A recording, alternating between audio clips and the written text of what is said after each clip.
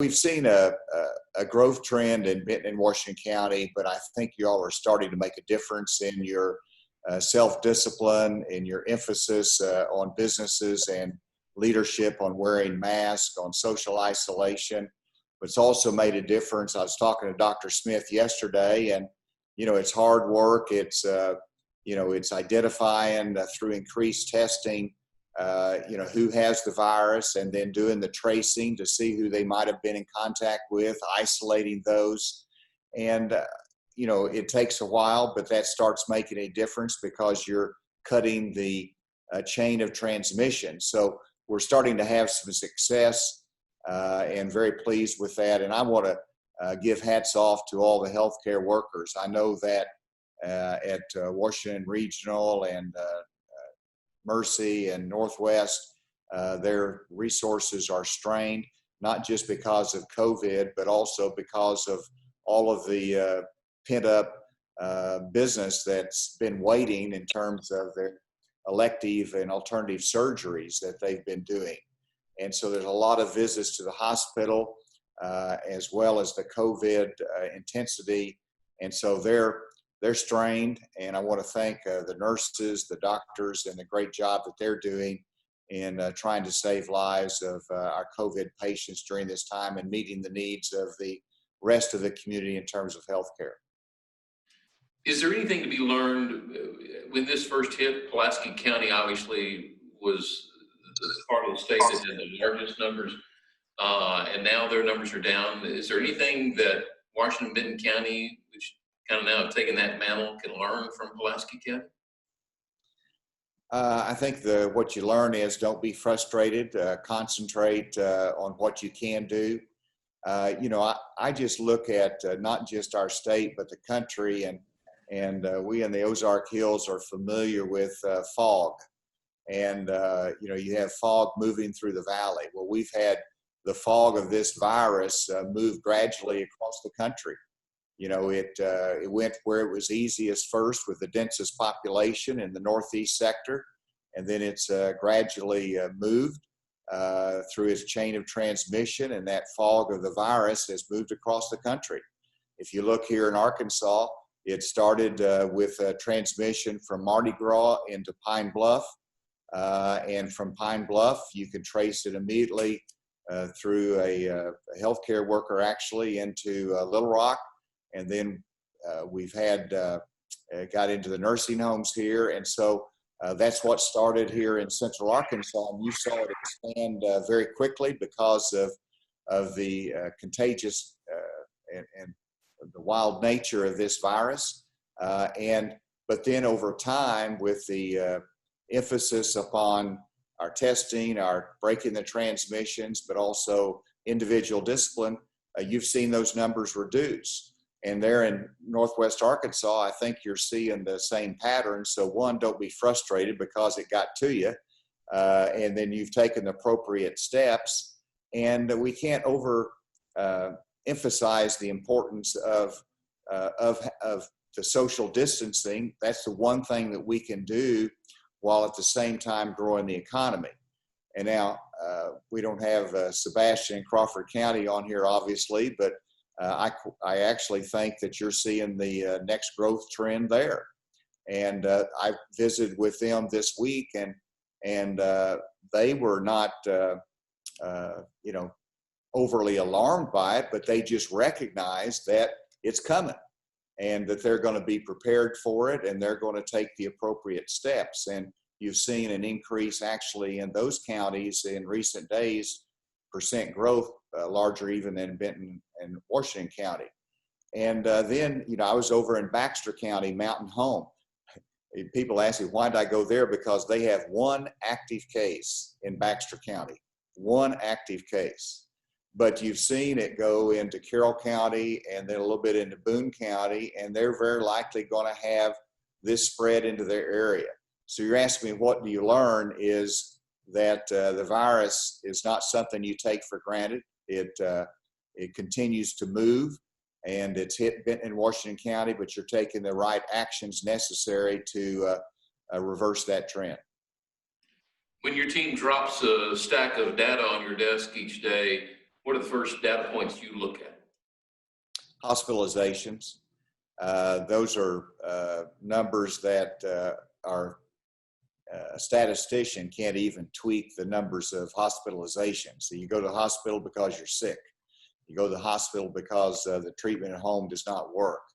And but it's also a capacity issue on hospitalizations.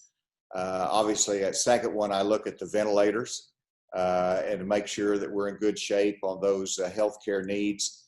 And we'll be fine there, but you know, it's testing the mettle of our healthcare workers there in Northwest Arkansas. They need a break, and I hope that we can start seeing a decline in that those hospitalizations, but it's a lagging indicator. So as you see cases go up, the next thing you'll see is hospitalizations that go up some. You know, we haven't seen the same level of increase because the highest percent of growth is in the young people. And as we test more, you see more young people test positive, but they don't wind up at the hospital at the same rate. And so that's the statistics that I go to first. And then I look at the testing. Whenever we see the increase in the number of cases, I say, well, how do we do in our testing? I look at the positivity rate. That tells us a lot.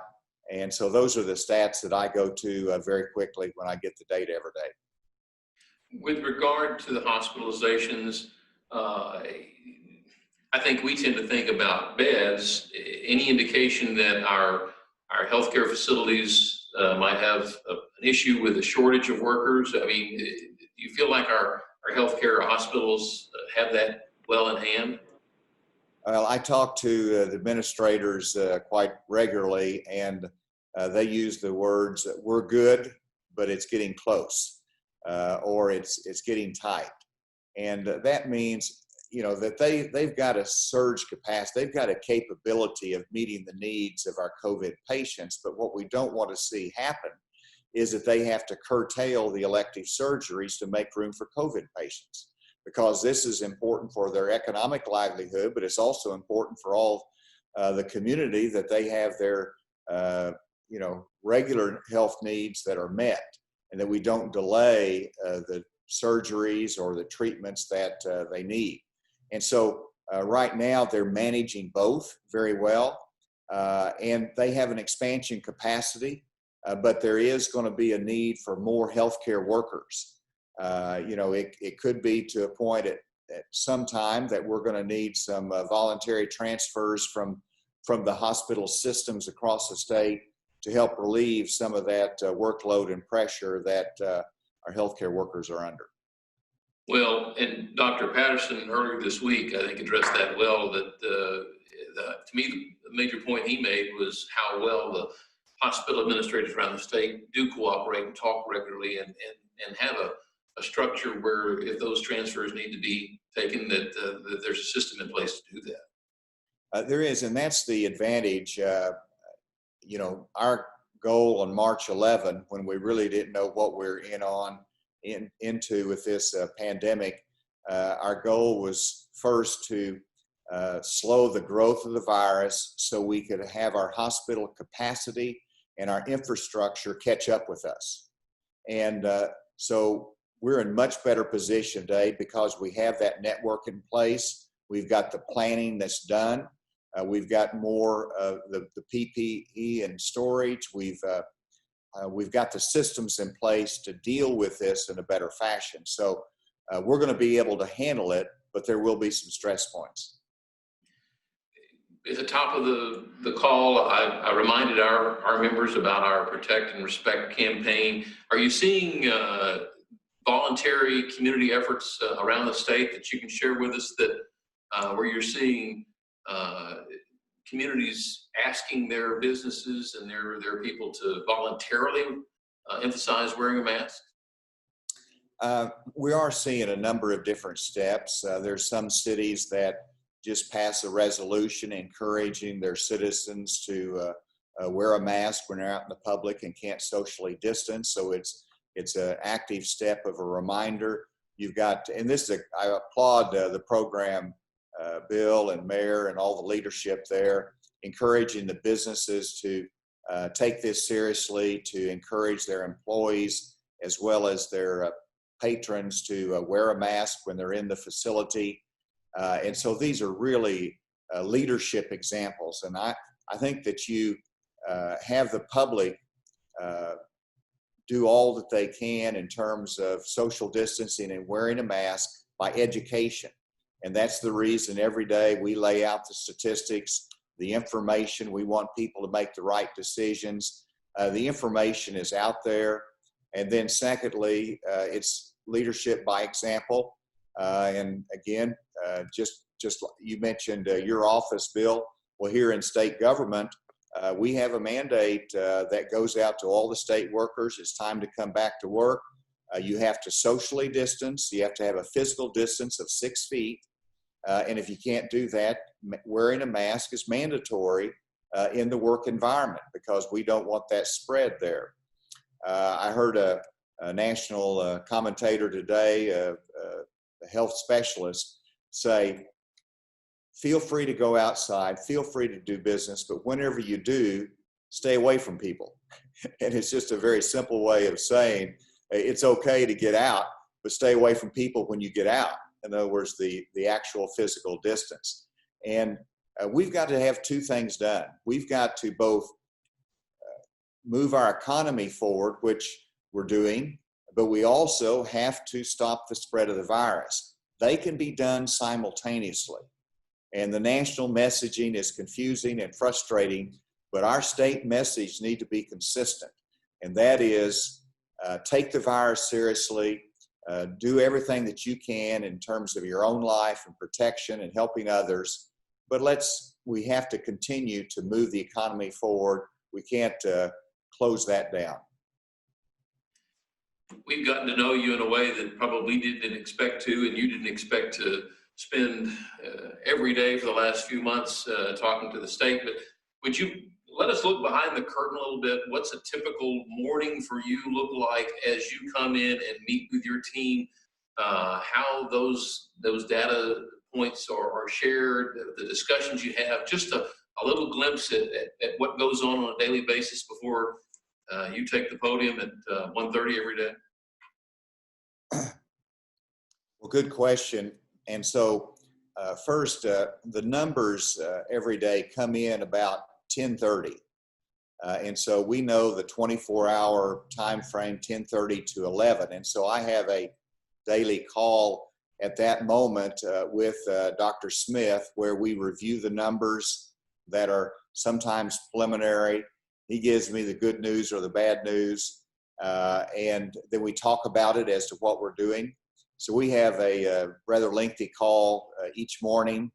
And then we have our second meeting at 1 o'clock in preparation for the 1:30. And by then, I have all of the graphs that will be ready. I'll be reviewing those, studying those. And and then we have our message that we go out there at 1:30. You know, it's what happens in between those is the decision-making points. Like yesterday, I was briefed about the increased number of cases that we had. And so I know how important our strategy is. So I said, well, how are we doing on the new contract for the contact tracers that we need? And so we had planned to hire a contractor from the private sector that would partner with us that would bring on 350 new contact tracers. They would be on the phone, identifying a chain of transmission, putting them in isolation, and so on. Well, you know, I was told how it was doing, and I said, look, whenever we started this, we thought we had 1,000 active cases. Now we've got 5,000 active cases. I think we ought to double the number of contact tracers that we have from 350 for a contract. Let's double that number to 700. And that was quickly agreed to. Then the rest of the time, I was making sure that we can allocate $22 million, which is what it's going to cost.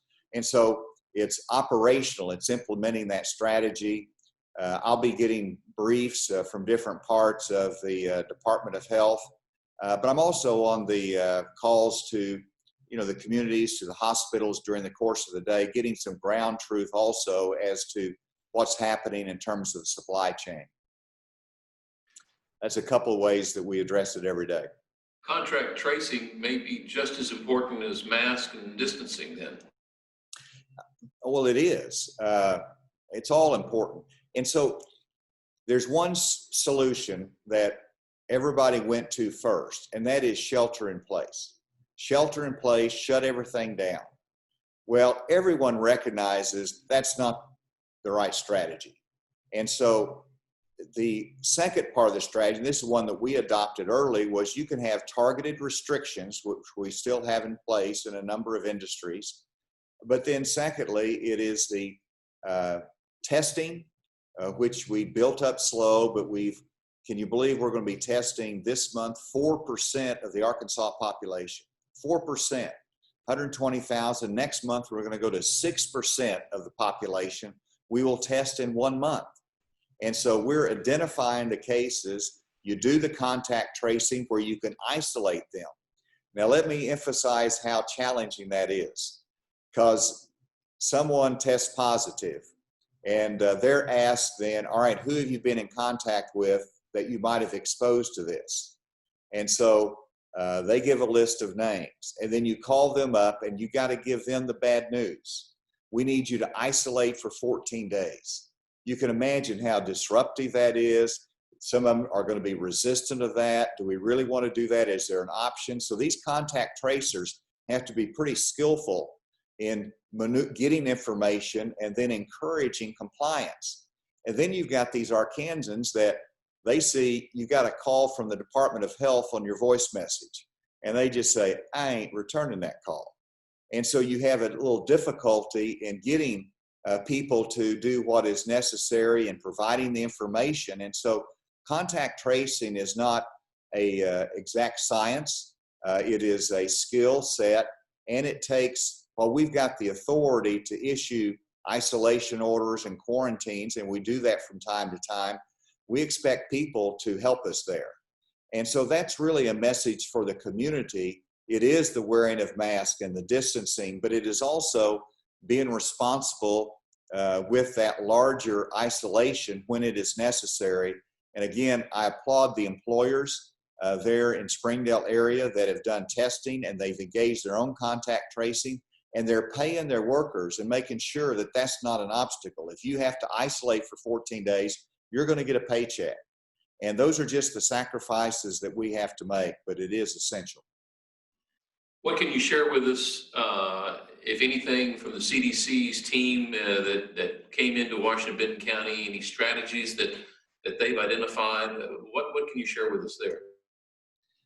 Well, it's their communication with the community that is the most important. And so they came in, and the last time they came in, which was over in eastern Arkansas, they stayed 3 days. They're staying 2 weeks in northwest Arkansas, which is really helpful to us to expand our capacity.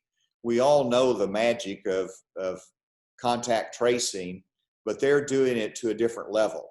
And so we might go 1 level deep with our resources now. They go 2 levels deep.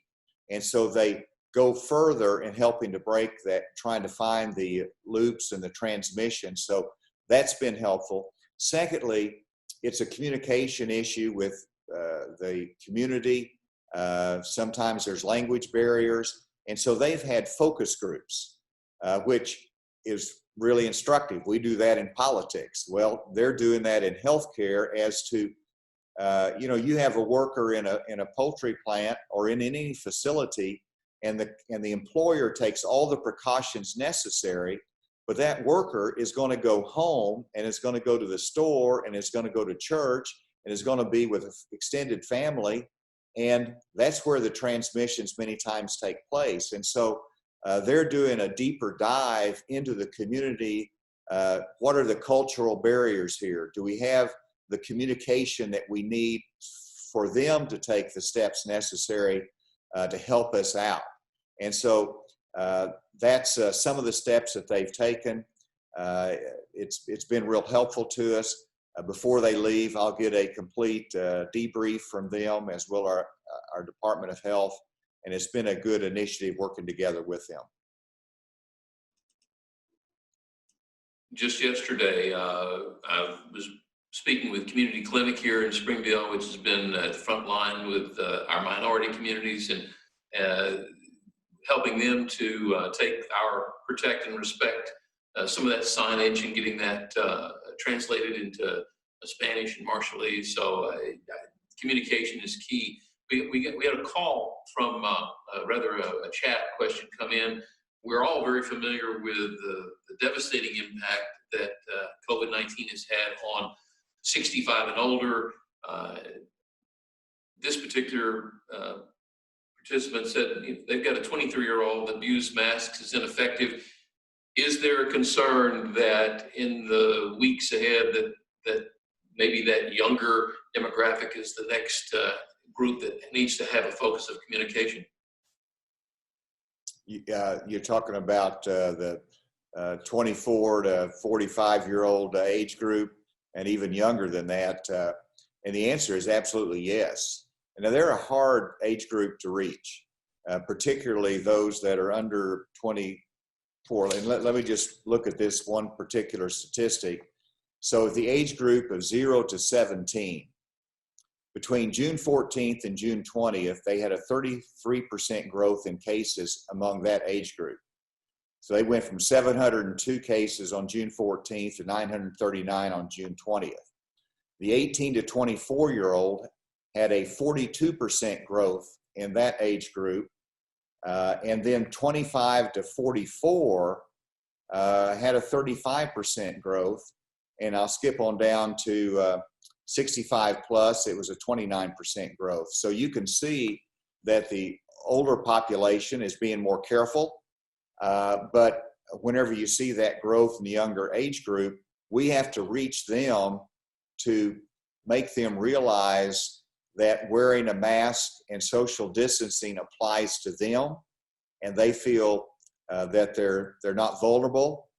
They hear the statistics that even if they get it, they're going to probably be okay. It'll be fairly mild, although there's exceptions to that. But they've got to be concerned about the people that they're around. And so it's a responsibility that we all have. And I think that hopefully the message is getting through that wearing a mask is not about yourself, it's about others and respect for them and whatever age group they need to do that. And this is going to be a complicating factor in the fall in team sports with our youth activities. I had a letter from one parent who said, please don't start summer baseball. And she had a son that was in the 9-year-old summer baseball, but they had vulnerable adults health-wise at home, and they said that 9-year-old is not going to go out there and listen to the coach that says you got to stay apart. They're going to be hugging each other and high-fiving each other. It's the nature of that age group, and that child will come home. And so those are the challenges that we face, and it's going to be increased whenever you look at our educational environment next year. And so it's not just a responsibility in the business or the education or the public arena, but it's also how that translates into the home. And, we're all going to have to make sacrifices. We're going to have some team activities. We're going to have school. And so the adults in that home have got to take the right precautions as well. When we're in the middle of this, you focus on the issue at hand, but what has your administration learned from this process that might lead to legislation in the future? Should there be a resurgence in the fall or a pandemic 2 years from now? What have you learned that the state can correct and improve for the future? Well, we're learning every day, and the decisions we make are not perfect. I want everybody to know, though, they're based upon good public health guidance and what makes sense in our state. And we learn from our mistakes every day. And one thing I'm actually looking forward to, which might surprise you, I lived through the 9/11 environment. I was at Homeland Security, and I'll never forget whenever Congress passed the 9/11 Commission, and the 9/11 Commission interviewed me, interviewed everybody, and they did this comprehensive report on what we did well, what we did wrong, and really set the stage for the future in terms of Homeland Security. Well, the same type of broad commission is going to be appointed when this pandemic is over with. We haven't had anything like this in our country in 100 years, and it's going to review the decisions of the White House. It will review the decisions of each of the governors. We're going to see what works and what doesn't work, and I am anxious to have that. I think that's going to be instructive. I think it's so important to our country. We need to learn, and I want to learn as to what worked well and what didn't work well. In terms of legislation, I think they will be primarily around some of the adaptations that we've had to make in healthcare and in education will probably be brought to give more permanent flexibility, and it'll be done through legislation. For example, telehealth. We implemented by emergency rule that we can provide more medical, psychological, counseling services through telehealth, which was essential because you couldn't do face-to-face meetings. And you could bill for that. And so that was done by emergency order, but I think people have realized that in the future, we're going to have a combination of telehealth as well as in person. And so those are flexibility changes that you'll see in healthcare. In education, the same way, we're going to have a combination in the future of more flexibility from online shifting to in-school classroom instruction and going back and forth depending upon the needs of the community or the healthcare needs. And I think those will be permanent fixtures and more flexibility given in those arenas. There'll be many others, and I'm sure that the legislature will debate as to other issues that will pop up. I think Senator Eads is on here and he might have some ideas, but those are just a couple of things that I think they will look at. You mentioned education. If I may ask you one last question, what's your message to the parents, school children across the state, and certainly in Washington County here in Springdale, as it's time to look ahead to August and what they can expect and confidence for kids getting a good education in a challenging environment? They should know that we are planning aggressively and thoughtfully with having in-classroom instruction next year and have a regular full school year. Now,